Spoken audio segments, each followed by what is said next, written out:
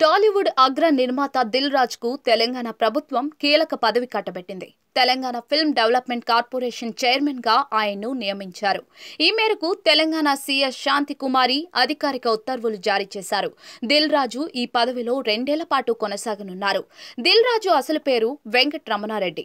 1990లో పెళ్లి పందిరి అనే సినిమాతో పంపిణీదారుడిగా దిల్ రాజు కెరీర్ ప్రారంభించారు. శ్రీ వెంకటేశ్వర క్రియేషన్స్ బ్యానర్ పై ఆయన సినిమాలను నిర్మిస్తూ ఉన్నారు. 2003లో దిల్ సినిమాకు తొలిసారిగా ఆయన నిర్మాతగా వ్యవహరించారు. ఆ చిత్రం హిట్ తర్వాత ఆయన పేరు దిల్ రాజుగా మారిపోయింది. టాలీవుడ్ లో ఎన్నో విజయవంతమైన చిత్రాలను నిర్మిస్తూ అగ్ర నిర్మాతగా ఆయన మంచి పేరు తెచ్చుకున్నారు. భారీ బడ్జెట్ సినిమాలు మాత్రమే కాకుండా చిన్న సినిమాలు నిర్మిస్తూ కొత్త వారికి ఛాన్సులు ఇస్తారు.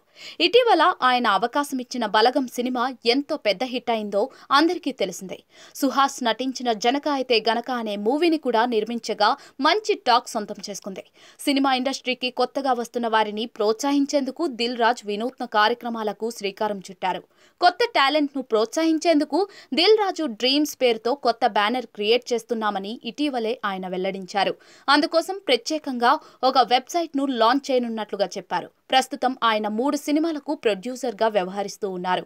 రామ్ చరణ్, శంకర్ల కాంబోలో భారీ బడ్జెట్ మూవీ గేమ్ చేంజర్ ను నిర్మిస్తూ ఉన్నారు.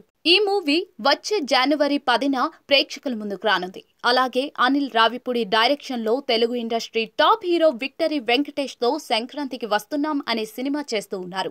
ఈ మూవీ జనవరి 14న విడుదల కానుంది. కాగా ప్రస్తుతం దిల్ రాజు తెలుగు చలనచిత్ర వాణిజ్య మండలి అధ్యక్షుడిగా కొనసాగుతూ ఉన్నారు.